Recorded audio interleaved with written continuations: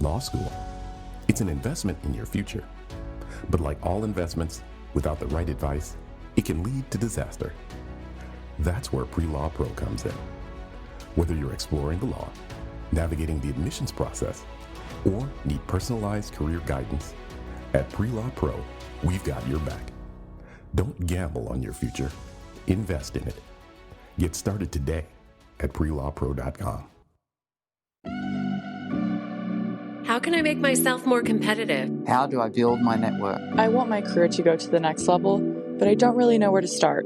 I hate the job I am in. What else can I do? I want to work in healthcare, but I don't want to be a doctor. I need connections in a new industry. Where should I start?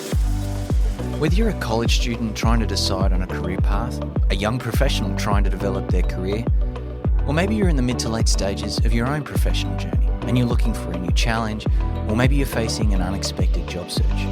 Whoever you are, wherever you are, welcome to the Professionists Podcast. And together, let's find your fit. Hard times make strong men. Strong men make easy times. Easy times make weak men. Weak men make hard times. Folks, that's a quote from a book, Those Who Remain. It's an apocalyptic novel. And on today's episode of the Professionist Podcast, we welcome back Andrew Bustamante, a former CIA case officer, US Air Force veteran, and the founder of EveryDaySpy.com. Andrew, thanks for coming back on the show. Hey, Ben. I'm excited to be back here, man. I had a great time with you the first time, and I love what you're working on, and I love being able to support your folks. So let's do this.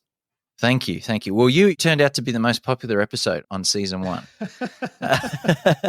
That's because they got to know me then, and they're not coming back. I'm sorry. Sorry for the audience you lost. It's all downhill, right? So that quote I referenced is one that's come up in a lot of media recently, and I think it brings us to the topic of mental toughness, and that's really what I want to do a little bit of a deep dive with you on. If you haven't listened to the first episode, our first interview with Andrew, it's a great idea to go back and listen to that. But before you joined the agency, you were a missile officer out in, was it Nebraska or Montana? I was in Montana, yeah. And Montana. Technically it's an intercontinental ballistic missile, so nuclear missile, which is different than the armaments that they carry on an airframe or something like that. So just point of clarification. So you're in a silo, right? Underneath the ground. Yeah, we call it a capsule. It makes you feel less trapped when you call it a capsule. It makes you feel more like you're part of Starfleet or something, right? But yeah, essentially we were in an underground bunker, and that's where we lived. So I've known a couple of folks who are submariners, and they describe that as being a very challenging environment to exist in. Is it fairly similar, or does it at least feel what you would expect to be similar? Yeah, I've got good friends who are submariners. I know exactly what you're talking about. Yeah, the word that really resonates with our tribe, submariners and missileers, is lonesome. It's a very lonesome existence because you are in this dark place. It's always a little bit cold. You know that you're hundreds of feet from the surface, and then wherever you are on the surface, you're hundreds of miles away from civilization. So it's just an almost oppressive feeling of loneliness unless you develop the skills you need to mentally bear that burden. Did you have those skills, or did you have to kind of struggle through the loneliness initially and then figure it out? Yeah, there's a lot of things the U.S. military does well. But one of the things it does not do well is preparing people for the struggles of their actual service. So they rely a lot on on-the-job training for that. So when you actually deploy, you get to your missile base, you get to your submarine. At that point, you go to start your daily shift or your weekly shift, and you just rely on the folks who have been doing it even just one day longer than you. And you learn their tricks, you learn their techniques, you learn their tactics, and everybody kind of adopts this culture of coping. But unfortunately, part of that coping culture isn't productive. It isn't constructive. Drinking, gambling, substance abuse, using over-the-counter medicines becomes a major issue. It's funny, nobody ever thinks about that, but you can abuse over-the-counter medicines significantly enough that it becomes an impairment at work. But those are all some of the darker ways that people learn to cope. And then you've got other ways that you cope too. Some people draw, some people read, some people learn a musical instrument. Those are all healthier, more productive options. I wonder too if the words we're using are important here. So I feel like there's a difference between coping and high functioning. Mm. So I imagine in a job like that, you have to be able to function at a really high level. You can't just kind of cope, because the consequences of misjudgment or mistakes or failings in procedures are pretty significant. How did you go from just coping to be able to function at a high level over a consistent period of time? That's an awesome question, Ben. So that actually didn't happen until I left the military. After I left the military and I made my way into CIA prepares its officers for long, lonely deployments. It prepares us for the way to maintain a mental edge and high functioning mental optimization under stress for long periods of time operating alone.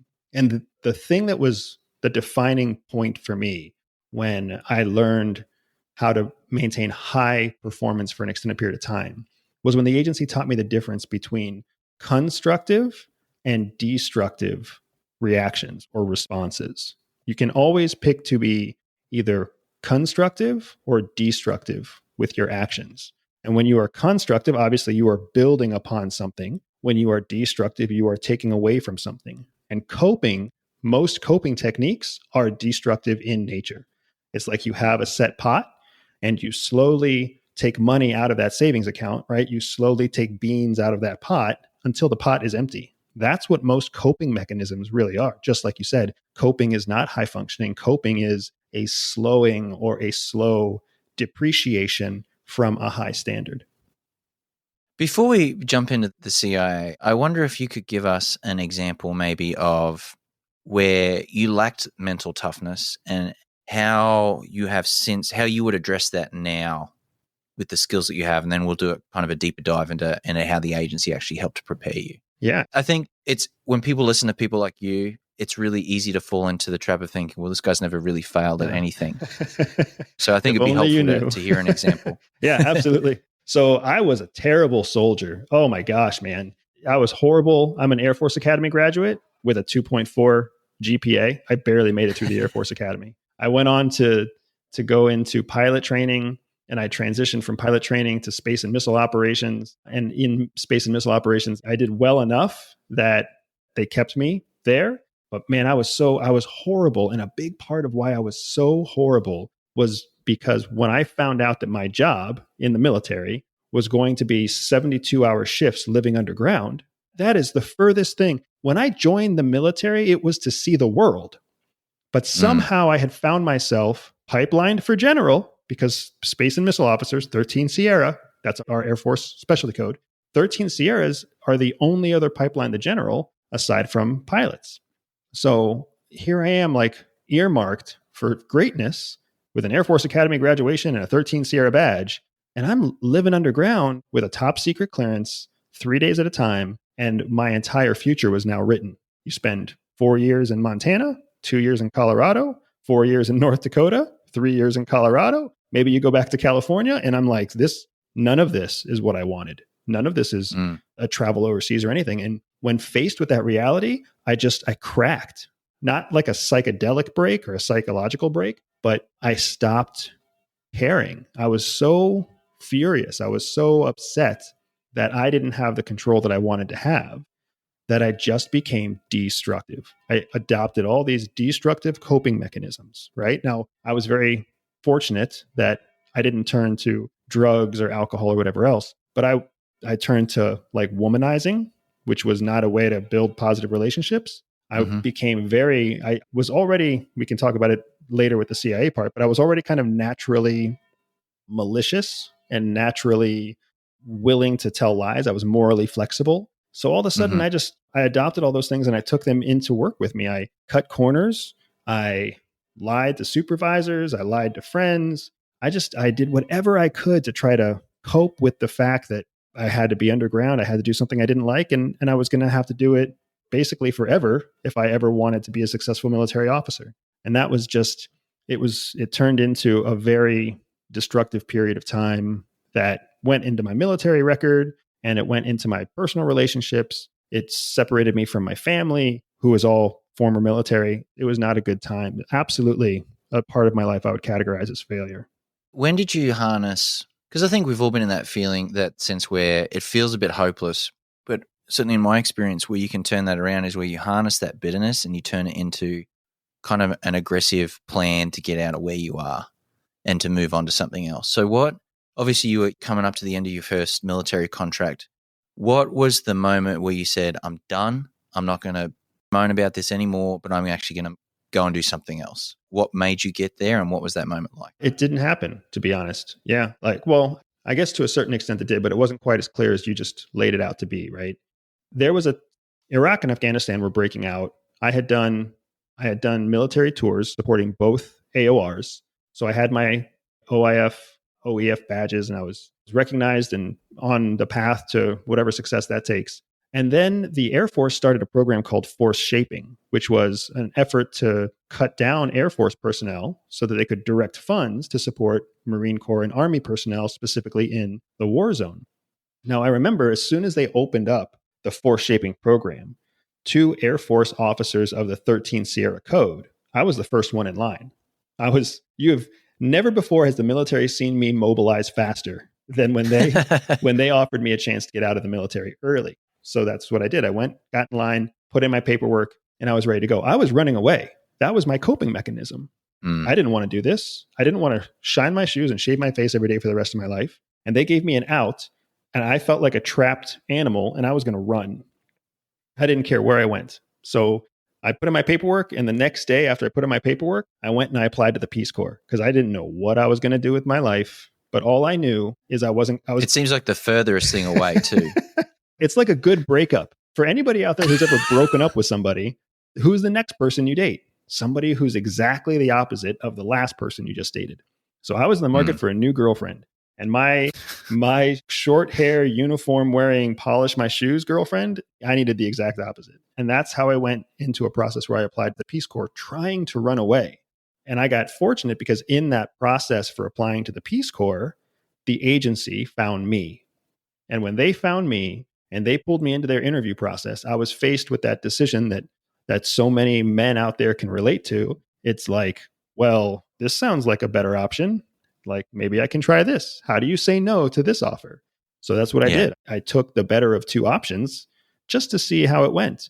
And that was what completely transformed me. It wasn't anything of my own doing. It was when CIA finally pulled me in and said, you have a certain set of skill sets that could serve the national security of your country, but let us show you how to open those skill sets up. Yeah, and I think, as I said at the beginning, you were a case officer. So you were out in the field on deployments, finding human intelligence, human assets, and extracting intelligence from them and getting them to help the United States. That's a very different role than being at Langley when working as an analyst. And I would have thought just the day-to-day pressure and the risk factors, not only to the people that you're trying to get information from and kind of build a relationship with, but to yourself. Because I know you can't tell us where, but you spent a lot of your time in Asia, and there are certainly countries in Asia where if you're suspected of being a spy, then it's not going to end well for you. Yeah. So talk us through how they took you from a very Military frustrated failure. Well, yeah. Well, I mean, and we've all been there. But certainly at the very least, it sounds like you were very frustrated, looking for some direction. What are some of the things that they did to help you go from someone who changed the way they behaved when they weren't enjoying what they were doing to someone who was able to function at an extremely high level for long periods of time, regardless of how much they were, quote unquote, enjoying the role? Yeah. Because there has to be days that sucked. For sure. So, yes, I was recruited into what was known as the National Clandestine Service, which is now sometimes called the Directorate of Operations. Sometimes the name changes, sometimes every 2 to 4 years. But essentially, you're correct. We were charged with human operations, undercover human operations overseas, collecting the secrets that nobody else can collect. NSA can't get them. National Geospatial Intelligence Service can't get them. FBI can't get them. Nobody can get them. So that's when they lean on CIA's Human Intelligence, National Clandestine Service, or Directorate of Operations. So for me, everything started to change when I went to the farm, when I went to CIA's field tradecraft course which is at an undisclosed secret location. And when I got there, and there were months between when you get recruited and when you actually report to the farm. And the first day of the farm, the first thing they started to teach us wasn't spy stuff. It wasn't operations. It wasn't guns or cars. It was about ourselves. The place they started was with trying to get us to understand who we are. And they needed us to understand who we are because they wanted to show us that all people operate from the same core systems, like the same cognitive place. It doesn't matter what your education is, what your race, your ethnicity, your language, whatever it is, we all have this core programming. And if you can understand what your core programming is, you can understand how to identify someone else's core programming. So that's where it all started to change for me. So you've heard of personality testing. The intelligence community writ large puts a lot of weight into the Myers-Briggs type indicator, MBTI. So all of us go through a Myers-Briggs type indicator test. We all discover our 4-letter code. And then through all of our career development and all of our professional leadership training, we keep coming back to Myers-Briggs over and over again to help us have a shared vocabulary and a common set of experiences that we can use to work and coach each other through some very challenging times. So there, when I learned my Myers-Briggs type indicator, and it's one of the first things I teach now in Everyday Spy, when people come to me, the first thing you're going to hit in any of my masterclasses is Myers-Briggs type indicator. Find out about who you are so you can learn more about how other people perceive you and how other people are programmed.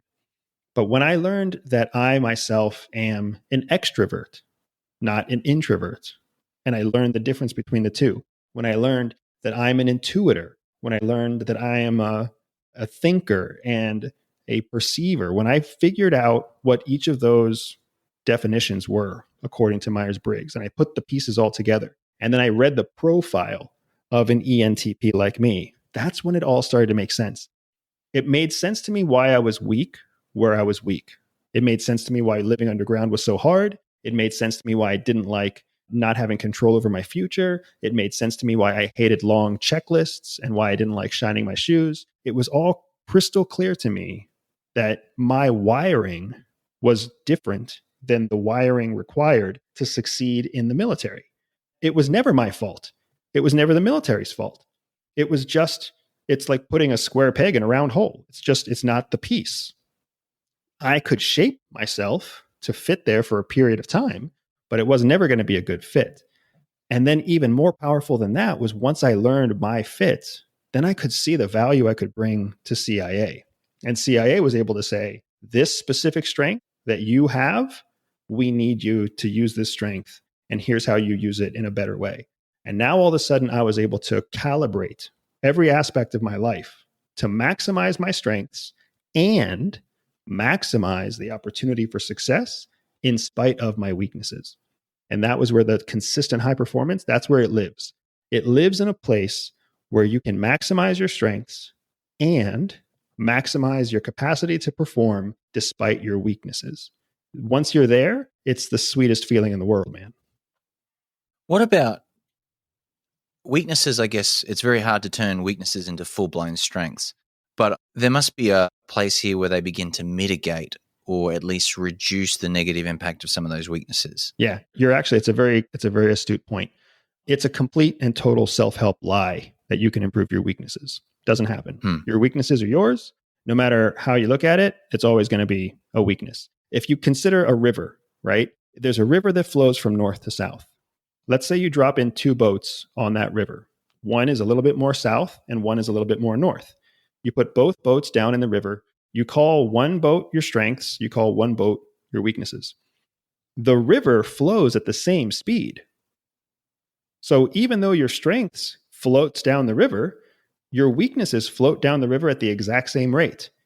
So if the river slows down, both boats slow down. If the river speeds up, both boats speed up. But you always have both boats. There's never a time when your weakness boat catches up and becomes equal to your strength boat. And there's never a time when your strength boat just slows down and catches up with the weakness boat. they're both on the same river. That's how you and I operate, right? We're all living one life, one experience. So your strengths and your weaknesses, no matter what you do with them, they're all moving at the same pace down the river of life. So once you kind of come to accept that, you realize that every experience you have is contributing to your strengths, making them stronger, and it's contributing to your weaknesses and shaping them just as well, right? There's really no way to make your weaknesses stronger and your strengths weaker or vice versa. So what they try to help us understand is that the best way to maximize both is just to pour experience into your strength, right? Don't focus on your weakness, focus on your strength. Because if you make the river flow faster, if you increase your net experience, if you increase your net knowledge, your net level of physical fitness, if you increase your capacity overall, you're actually increasing your strengths and the performance of your weakness because they're those two boats on the same river. You can't ever make them closer or farther apart, but if you contribute to one, you carry the other one with it. I don't know if that's going to come across very well in audio, but that's how I visualize it. I mean, I think it makes a lot of sense. I think one of the things that strikes me about that is there are some strengths and there are some weaknesses that have different impacts on performance. And I mean, to put it lightly, we are in the middle of an epidemic of anxiety and people dealing with all kinds of mental health issues and challenges. But anxiety is one that I see in my own practice every single day. And it can be crippling. And some people have clinical anxiety and other people, I think, have just never learned how to deal with anxious situations. Like life is at times anxious. Sometimes anxiety is the correct emotion to feel in the same way that sometimes it is the correct emotion to feel sad. So how do we help people who maybe feel like their weaknesses are so crippling that they can't actually see their strengths or see a way to increase the speed of the river that you talked about? Yeah, no, another good question. One of the things that folks are always surprised to learn is that CIA actively recruits people with anxiety, people with depression, people with autism, people with learning disabilities. This is a rich group of talented individuals that you find yourself working next to every day at CIA. And it's not because of affirmative action. It's not because of some sort of weird government policy. It's because the agency has learned the strengths that these people have. For example, somebody with functioning autism, it's impossible to get that person to make an emotionally driven decision. They just don't do it. All of their decisions are cold, hard fact, objective reasoning, calculated mistake and error, or calculated success rate. That's it. It doesn't matter if it's their brother, their mom, their priest. Everything they're looking at is based on objective sound reasoning. That's judgment you can't get from a normal person. So how does CIA get it? They look for autistic people, right? How do you teach someone to be naturally skeptical, naturally suspicious of their environment? You can't. Some people are oblivious. You can never teach that. But if you pluck up somebody if you recruit somebody who is naturally anxious and you bring them in, now you have somebody who's already wired for the right amount of healthy skepticism and suspicion. This is the person who's willing to go the extra mile to plan every detail before they ever step out of the house. So it's about understanding that what you see as a weakness actually contributes to what you have as strengths: skepticism, curiosity, a willingness to plan, high organization skills, tenacity, follow through, dedication. These are all things that the people with the most anxiety, they all have it, and they know they have it. If you're listening right now and you are an anxious person, you suffer from anxiety, you suffer from depression, you know that you are naturally talented in planning, organization, execution, the systematic recreation of a working process, because a lot of these people, OCD is a perfect example too. Why do they wash their hands 5 times after every meal? Because they have this need to create a systematic process that they can repeat over and over again. There is an incredible amount of value when you have people like that and you plug them into the right role. But when you put them into the wrong role, you have the exact same thing you have when you stuck my butt in a capsule underground in the military. You have a destructive instead of a constructive relationship. Mm. So let's take that and just twist it a little bit. So we were talking about some of those issues in the context of the kinds of analysts and operatives that recruited in the intelligence community. But let's say you're a student and you obviously need your studies to go a certain way in order for you to get your degree. And that degree might be the thing that you need to achieve in order to go on to career X, Y, or Z. You might be a situation where circumstances or a profession where circumstances are constantly changing. No day is the same. Variety to some people is amazing, but to others, the unpredictability is crippling. How do we help people who are anxious and aren't in careers and or may not even want to be in careers like the IC where perhaps some of those traits are strengths and help them cultivate not coping mechanisms, but tools to be able to function under high levels of stress for sustained periods at a high level? For example, I want my doctor or surgeon to be able to handle anxiety. When I'm under the knife and something goes wrong, I need them to be able to function at that level under a high level of stress. A pilot is the same. And someone who's in the middle of another country acting on behalf of another country, another perhaps a hostile government, your situations are going to change. Your circumstances are going to change from one day to the next. You have to be able to function at a really high level. So help us understand, I guess, how does the CIA train you, and how could we take some of that training and those principles and apply them to our lives as civilians? There's a few different directions we can go here. So one of them is through a term that we call stress inoculation. So stress inoculation is when you create artificial stressors that simulate real world stressors, and you do it in a controlled environment so that you can see how you'll perform under stress. So as an example, college is really good at creating artificial stress. You have to get a certain grade on a paper that's a certain length about a certain topic, and it's due on a certain date. All of that is artificial stress. None of that exists in the real world. So when you try to increase your stress inoculation, then what you're seeking with the stress inoculation experience is you're seeking an experience that is artificial, like what we just talked about in the university, but is also immersive. So there's really no teeth behind the college student who has the paper due, right? Because you're like, if you just say piss off and you don't finish the paper, all the college cares about is that you take the course again. Okay, well, pay your $700 for the credit hours and come back and try again next time, which is why so many students struggle through their first year. Real stress inoculation puts teeth behind the experience. So you put money on the line that you're not going to get back, or you put your time on the line and sleep that you lose, like you're really going to lose that sleep.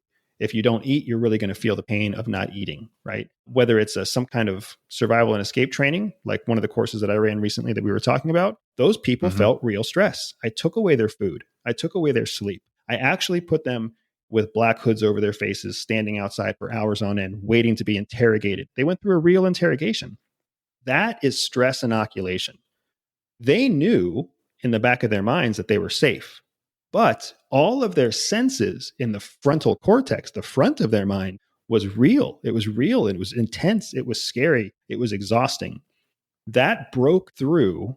When you stress inoculate, it breaks through all of the artificial barriers you put on yourself. What's an artificial barrier? The way that your parents raised you, that's an artificial barrier. The religion you were forced to believe, that's an artificial barrier.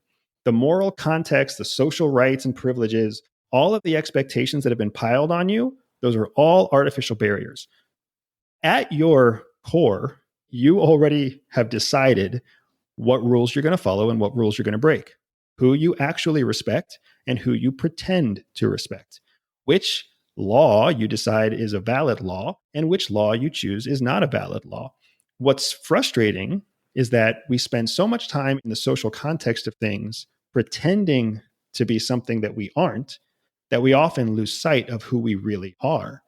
And that's something that stress inoculation can help with, because it sheds all of that noise and it helps you come back into who you really are. So that's why CIA focuses so heavily on immersive, stress inoculating exercises that basically fracture. It's just like it's like finding quartz or rubies or topaz, or it's like finding precious stones inside of a geode, I think they're called.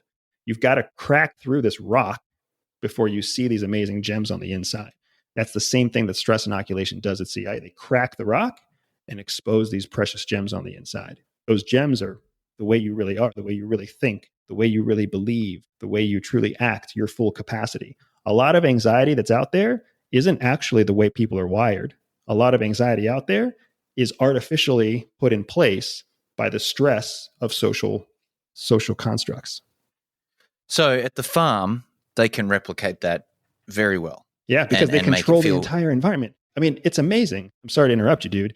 No. I remember driving onto the farm and driving for like 25 minutes on this giant protected controlled base, realizing that with every mile that I drove, that was another mile the government controls. Like, oh my gosh, you're totally in this bubble. It's like the Truman Show.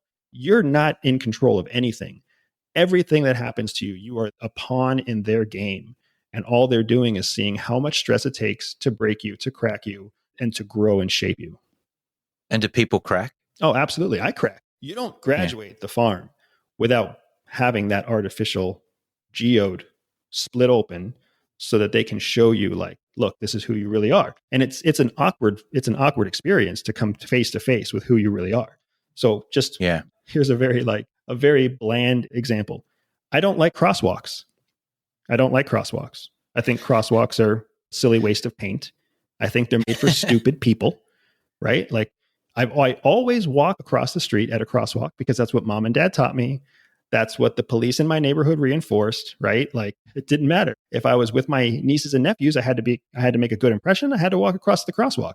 So all of a sudden I'm face to face and I realize I don't like crosswalks because I don't like laws. I don't like laws because I believe laws are built for the lowest common denominator. A crosswalk is essentially it's the same thing as a gate for a cow in a pasture. The cow's not supposed to think about where to go. They just want the cow to cross through the gate. They just want the person to cross through the gate. Not because they think that some people are smart and some people are stupid, but because the government or writ large society wants to protect everyone. So they make some law about a crosswalk. And extrapolate that on a grander level. And you see why I was okay stealing secrets from a foreign government, because I could care less about whether it's legal or not legal in that other country. What matters to me, first and foremost, is American security and American primacy. And I know you're Australian. I apologize for telling you that Australia is second to America, but it's who I really am. It's inside my geode, man. I'm here, so I'm happy to be here. So here's a follow-up then. So at the farm, I can see this being very clear and easy to understand. They control what you do, where you go, who you're with, the kind of situations you find yourself in. Like you say, it's the Truman Show. How does one go about doing this if they're not in that situation? Let's say I'm not a student, but I'm a young professional and I'm maybe in a residency or I'm in a job that's high intensity, high stress, and I'm not able to put myself in the kind of intense situations that you are. How could a civilian go about using some of these concepts and actually making some headway? There's two ways, and I don't know that either way is going to be particularly kind to say out loud, right? So first, the end goal for both options is stress inoculation. You have to inoculate yourself to artificial stress so that you can kind of crack through that hard outer shell and understand your true lining, right? What is your true value? What are your true strengths, your true weaknesses? Just because mom and dad said you were good at math doesn't actually mean you're good at math. Just because your teachers said that you were a gifted singer doesn't mean you're actually a gifted singer.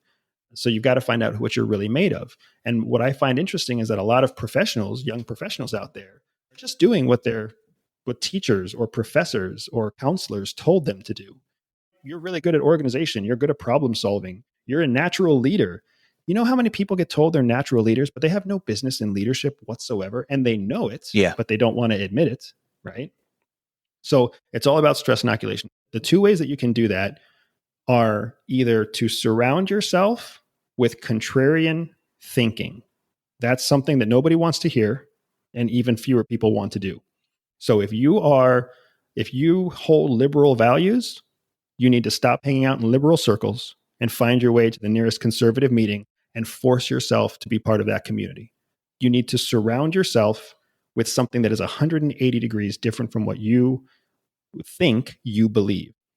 And that is going to be artificial stress. That's stress inoculation. But through that process, you're going to be exposed, whether you like it or not, to thoughts that are outside of where you normally live.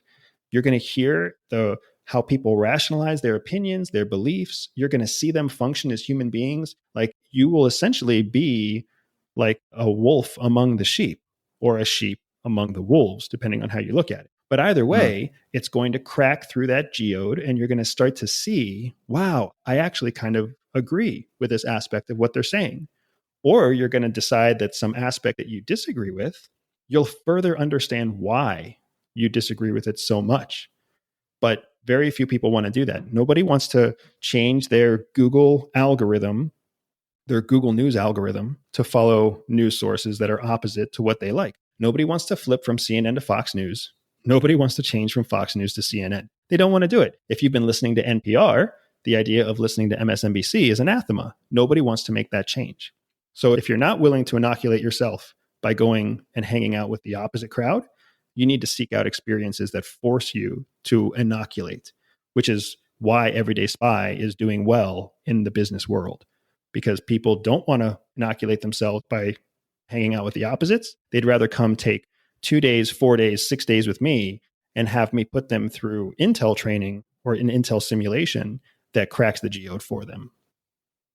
What's so interesting about that is that it runs absolutely contrary to what seems to be the dominant narrative today, which is, let's create safe spaces, let's make people feel comfortable, let's take away any frustration or difficulties. And what we seem to be doing is the exact opposite, and in doing so, hindering people from reaching their fullest potential. If you look back over history, it was about 15 years ago that you started seeing this movement of accept who you are, embrace your uniqueness, right? Find your own tribe, follow your own message, right? And everybody started subdividing. Live in the echo chamber. Yeah. Everybody started subdividing, right? I find it's especially powerful, I think, with the LGBTQ plus community, right? When I was young, it used to just be gay or straight. That's it. And I'm not saying it was great in the 80s, but people were either gay or they were straight. Well, now you can't just be gay. You have to be something in LGBTQ plus.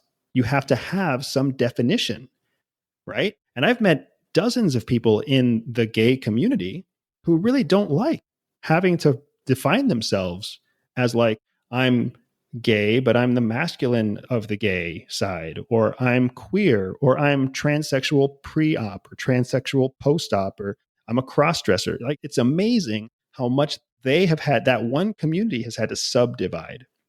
That's one extreme example. If you look at liberal or conservative house parties, or liberal and conservative politics, it's the same way. You've got to subdivide. Yeah. Right? You can't just be one or the other. You can't be conservative.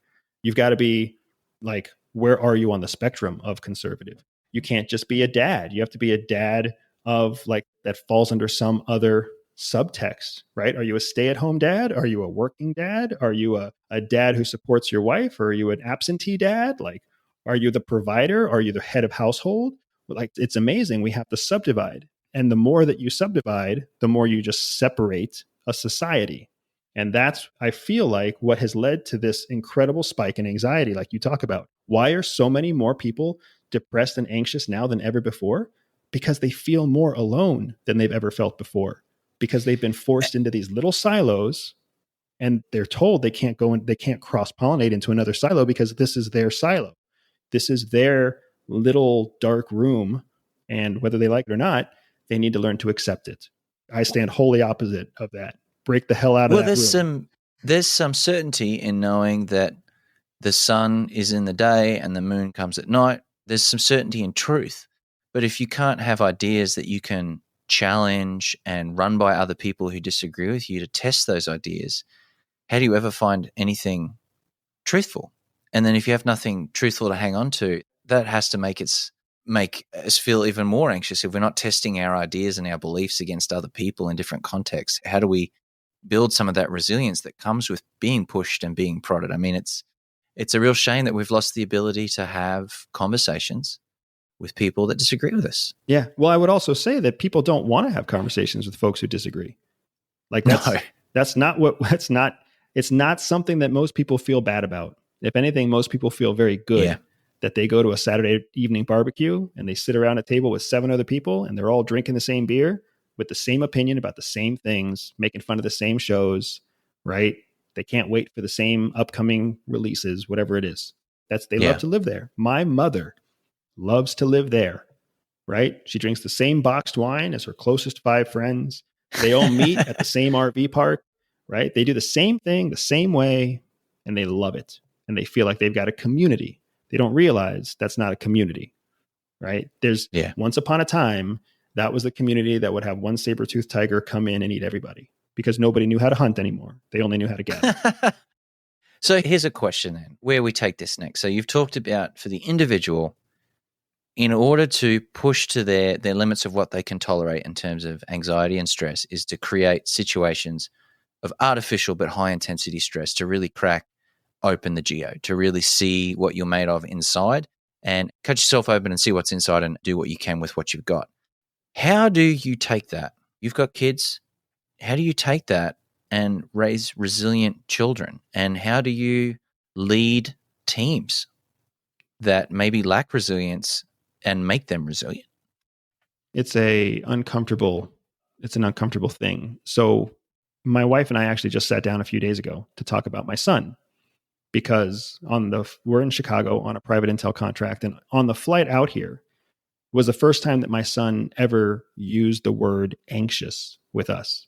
So a few weeks ago, he said, "Mom, Dad, I'm feeling a little bit anxious about this flight." And he's 8 years old. Anxious is kind of a big word for an 8-year-old. Maybe not in today's society, unfortunately. But right away, I was like, okay, what is this anxiety he's talking about? Is this just a word he learned? Like he picked it up somewhere? Or has he always felt anxiety, but he never had the word before? And somewhere along the lines, he connected, these feelings I have are anxiety. So I couldn't rule out one or the other. The best thing I could do is just kind of accept it and roll with it. So then we flew out here, and he was very uncomfortable during takeoff. He had to be distracted the entire flight. And then he had strong reaction upon the landing that got him so upset that he vomited when we landed. Okay. So then let's regroup. Let's go back home. Let's talk about this. So what is this? What is actually happening to our son? Is he in fact anxious about flying?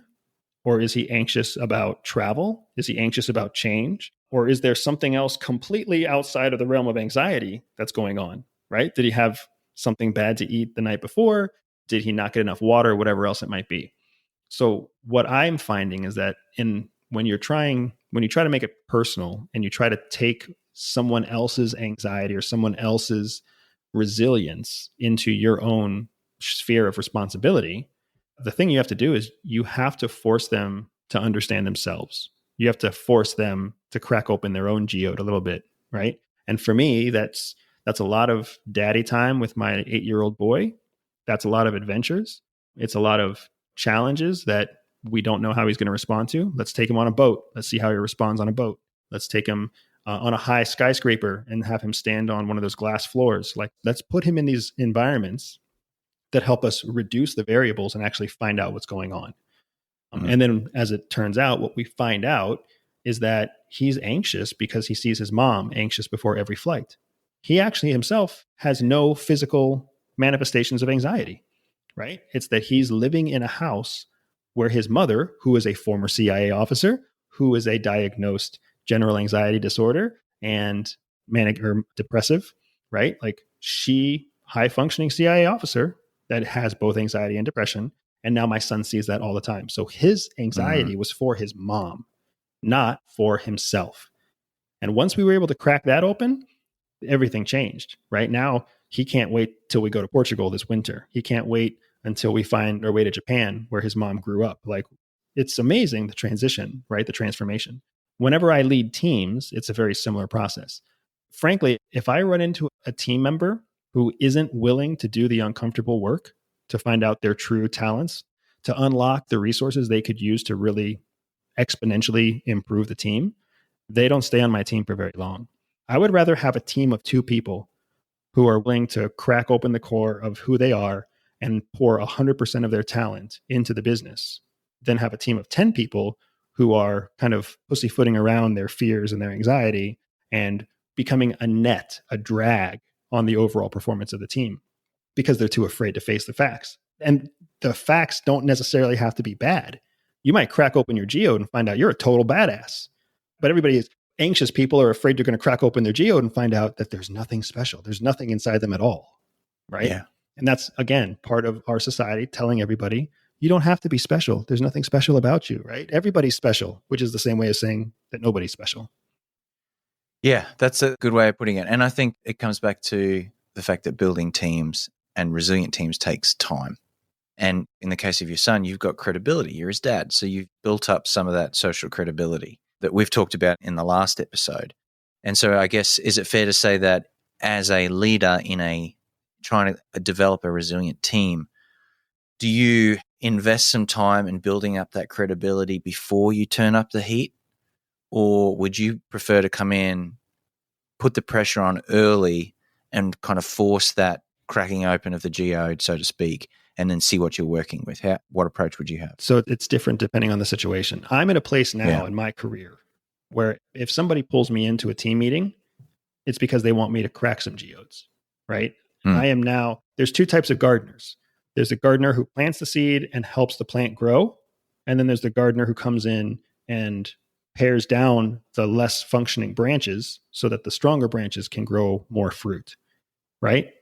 So 2 different kinds of gardeners. I used to be, when you're in the corporate world and you're getting hired to be the new director of something, or you're becoming the new frontline supervisor for a team, you don't have any ability to pare down your apple trees, right? You don't get to cut off limbs. You have to come in, you have to water the soil, you have to add Miracle Grow, you have to do all sorts of things that are kinder and gentler. For me, when I'm called in, I know that I'm being called in to bring in some garden shears to make this tree bear fruit. So I get the benefit of no longer having to do the dance that so many people have to do. But when you do come in and you have to be the person who's doing all the watering, the first and most important thing you can do is set up a rubric that clearly differentiates high performers from mediocre performers right away, right? You can be on the ground 100 days. You don't have to implement it, but you can create it right away, right? I need my telemarketers to be able to make this many calls. I need them to have this much close rate. I need them to generate this much revenue. I need them to work this many hours a week. I need my sales staff to have this many cold calls or this many leads. You can create the rubric and then spend 100 days or 3 months measuring to see if your rubric is correct. And then after 3 months, start implementing your rubric. You don't have to say that your rubric is correct, but what you do get to say 6 months, 9 months, at the 1 year mark where you're reviewing everybody's performance. Now you have a very consistent tool that you can put people side by side against the other people they work with and show them, hey, according to this rubric, a rubric that I told you about on day 101 after I arrived, you are the lowest performer in your team. You are the highest performer in your team. You are a mid-level performer with amazing potential to do this one thing if you just stop taking long lunches or if you show up early or whatever. If you learn how to close properly, because you have a great pitch rate and a low close rate. So let's get your close rate up so that your pitch rate and close rate are more aligned, right? But you need to have that rubric. You need to have that standardized function so that you can get not just credibility from your people, but so you can get the administrative support to back you up when you say, I want to trim this branch. This is going to be a curly question. So we've talked about teams. We've talked about helping kids who are struggling with anxiety and what we can do for ourselves and flooding ourselves with this pressure to see how we respond. What about a spouse? That is a curly question. Who's struggling with this stuff and you care about them and you want them to be their best because that's the best for them, that's the best for your kids, that's the best for you. How do you approach that situation? Because there's a little bit more of a complex dynamic there than, say, a work team. Yeah. So, yeah, this is definitely one of those open wounds, right? Because I just told you about how my wife has anxiety too. My wife has anxiety and we have 2 young kids. We run a business and we travel. There's no better recipe for driving your spouse crazy than that, right? And we are constantly working through that. So here's our technique. And our technique works about 75% of the time. So we're still in the process of perfecting it. Full disclosure. A spouse that suffers from anxiety or depression, guaranteed, is a spouse that does not have adequate self-care. They don't. They don't give themselves the time. They don't give themselves the resources. They don't give themselves the space. They don't give themselves the forgiveness. They put everybody else first. They put the kids before themselves, the job before themselves. They put their spouse before themselves. That is the hallmark depressed or anxious spouse. And then because of that, they're constantly resource deprived, which then just leads them to continually not invest in themselves, right? If I will take myself out and buy myself a $110 meal without blinking an eye. I'll go spend a weekend with the boys on a sailboat, deep sea fishing. I won't even ask permission. I'll just tell my wife, hey, in 2 weeks, I'm going to go fishing. Let's make sure we have help for the kids. The calendar's clear. I know it doesn't really bother you. If you have any issues, just tell me now. But otherwise, I'm going to do it. My wife won't do that. She will not take time for herself. The last thing she would ever do is come to me and say, I'm going to go somewhere in 2 weeks and you're going to make sure it happens, right? That's not the way she thinks. That's not the way she operates. She doesn't think there's anything wrong with me doing it, but she won't do it for herself. So the way that we've had to get past it is that I have to constantly encourage, identify, and kind of drive her own self-care needs so that I can prime her to get her resources back. Because once she's back on the horse, once her resources are back, then she understands the value of having resources. When she's not drained and when she has proper self-care, then she has the capacity to realize I need to take better care of myself. I need to stay on a diet. I need to keep exercising. I need to have my sleep-in day every Saturday or Sunday, right? I need to treat myself to a $110 meal now and then, right? Like she'll come to that conclusion on her own, but it's like that lawnmower engine that you have to prime a few times before you pull the cord.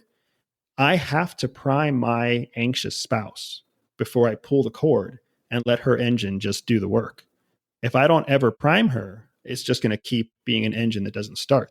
So when it comes to a spouse, you're not there to tell your spouse what to do. You're not there to fix your spouse.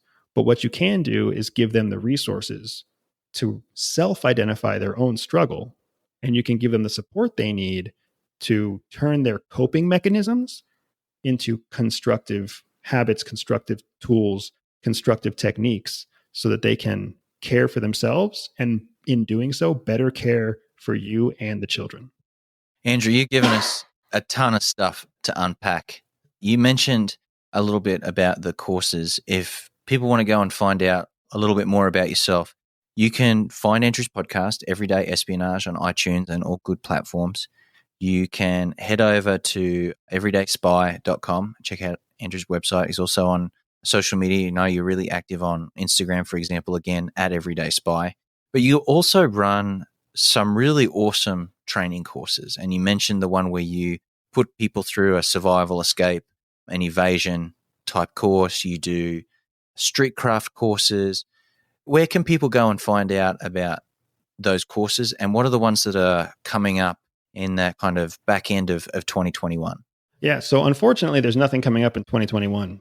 I've been sold out of 2021 courses since about April. It's pretty amazing, man.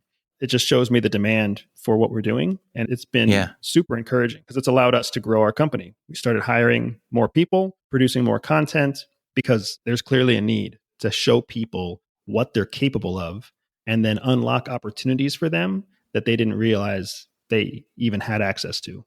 So 2021 is off the books. But if you're interested in anything I'm running, so 2022 is going to start with some surveillance training, an advanced surveillance course I call Red Team Training, which is just like you see in the movies. We're going to teach you how to be part of a surveillance team, put you out in the real streets, trying to surveil bad guys. The bad guys are all role players. It's a very safe environment. But that artificial stress, that stress inoculation is real.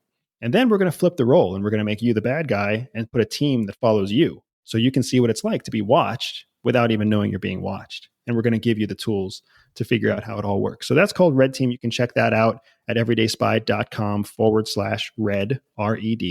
And that should give you at least a segue to reserve a spot, even if I don't have the dates identified yet. But then also in 2022, I'll have my primary course called Streetcraft, which is a 1-day tradecraft course. I have my 1.5-day course for tactical driving and shooting in disguise, which is called Ghost Tactics. And I have another 1.5-day course for urban escape and evasion. I've got all sorts of cool stuff I'm planning to roll out, from like a seminar on self-defense, where I actually bring people in for a weekend seminar and teach them the Australian method of self-defense, which is the best self-defense in the world. And then it's awesome. That's not a knife. Absolutely awesome. And then we've got some other stuff in mind for physical fitness and mental health. But really, if people are just looking for how to figure out Everyday Spy and how to make it work, just go to the homepage, go to everydayspy.com, and just scroll down. And about halfway down, a pop-up will appear that is my gift to you. It's a CIA daily mental edge program. That's it. That's what you can do every single day, what we do at CIA to improve our mental edge. And it's step by step, morning, afternoon, and evening, what you need to do to keep your brain sharp, to keep your body healthy, and to make sure that you're ready to take on the challenges that make other people break. The last thing I wanted to ask you about is there's quite a few people who listen to this podcast who aren't based in the US. They're in Europe and they're in Australia. So if they can't get here to do a course, tell us a little bit about the Deep Cover program. Oh, yeah. Thanks for helping with that. Yeah, absolutely. So I have a huge audience base in the UK, Canada, and Australia. And if you're listening from any of those places, thank you so much. If you're in Europe or South America or even in Asia, as long as you're not an intelligence officer from the Chinese MSS, then I love that you're listening. But I have a program that's online. It's called my Deep Cover program. And you can find that at everydayspy.com/deep, DEEP. And the Deep Cover program is like the manifestation of my physical programs in a digital form, where I could teach you tradecraft from a distance. I can give you real world field applications and real world field exercises that you execute on your own, and a community of people worldwide who are doing that with you. And that's been an awesome opportunity with Deep Cover. If anything, I love starting something like that because it contributes so much to people who are trying to break through that geode. But what's been a kind of an unexpected downside is now I've got folks in Holland and Switzerland and Australia who are just asking me when I'm going to come bring courses to them because they're ready for the next level. So I just got to find a way to make that happen. Well, good luck getting into Australia. It's going to be a while. It's going to be a while, I think. But that's fantastic, Andrew. And thanks again for taking the time to join us here. And I think there's a lot for us to take away and to start looking to apply in our own lives and to build some of that toughness that we know we need to function at a high level over a sustained period of time. Thanks again for joining us. My pleasure, Ben. Thanks for having me.